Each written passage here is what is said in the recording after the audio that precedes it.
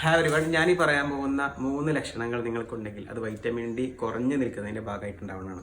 ഒന്നാമതായിട്ട് പറയാനുള്ളത് നമുക്ക് അമിതമായിട്ട് ക്ഷീണം, ശരീരവേദന അനുഭവപ്പെടുക എന്നുള്ളതാണ്. രണ്ടാമതായിട്ട് നമുക്ക് ചെറിയ ഡിപ്രഷൻ പോലെ അല്ലെങ്കിൽ സങ്കടം വരിക, പെട്ടെന്ന് ദേഷ്യപ്പെടുക, ഇത്തരം ലക്ഷണങ്ങൾ കാണിക്കുക. മൂന്നാമതായിട്ട് നമുക്ക് ഉറക്കം തീരെ ഇല്ലാതാവുന്ന അവസ്ഥ.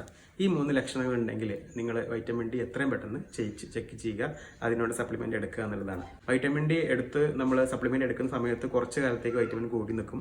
വീണ്ടും നിർത്തിക്കഴിഞ്ഞാൽ വീണ്ടും പഴയ രീതിയിലേക്ക് വരുന്ന അവസ്ഥ ഉണ്ട്. അതുകൊണ്ട് ശ്രദ്ധിക്കേണ്ട കാര്യം, വൈറ്റമിൻ ഡി മാത്രം മാസങ്ങളോളം എടുത്തിട്ട് കാര്യമില്ല. ഫിസിക്കൽ ആക്ടിവിറ്റി, ഏതെങ്കിലും ഫിസിക്കൽ ആക്ടിവിറ്റി നിങ്ങൾ ഇതിൻ്റെ കൂടെ സപ്ലിമെൻ്റ് കൂടെ എടുക്കുകയാണെങ്കിൽ നമുക്ക് ലോങ് ടേം ആയിട്ട് വൈറ്റമിൻ ഡി കുറയാതെ നിൽക്കാൻ സഹായിക്കും. ഒന്നാമതായിട്ട് എയറോബ് എക്സസൈസ് ചെയ്യുക, രണ്ടാമത് യോഗ മെഡിറ്റേഷൻ ചെയ്യുക, അല്ലെങ്കിൽ ജിം ട്രെയിനിങ് ചെയ്യുക. ഇങ്ങനെ പലതരത്തിലുള്ള ഏതെങ്കിലും തരത്തിലുള്ള ഫിറ്റ്നസ് ആക്ടിവിറ്റി നിങ്ങൾ ചെയ്യുകയാണെങ്കിൽ വൈറ്റമിൻ ഡി കുറയാതെ നോർമലായിട്ട് നിൽക്കും. കാരണം വൈറ്റമിൻ പ്രൊഡ്യൂസ് ചെയ്യുന്നത് നമ്മുടെ സ്കിന്നിൻ്റെ അടിയിലുള്ള കൊഴുപ്പിൽ നിന്നാണ്. അതുകൊണ്ട് നന്നായിട്ട് എക്സസൈസ് ചെയ്യുക, അത്യാവശ്യത്തിന് വെയിൽ കൊള്ളുക. Thank you.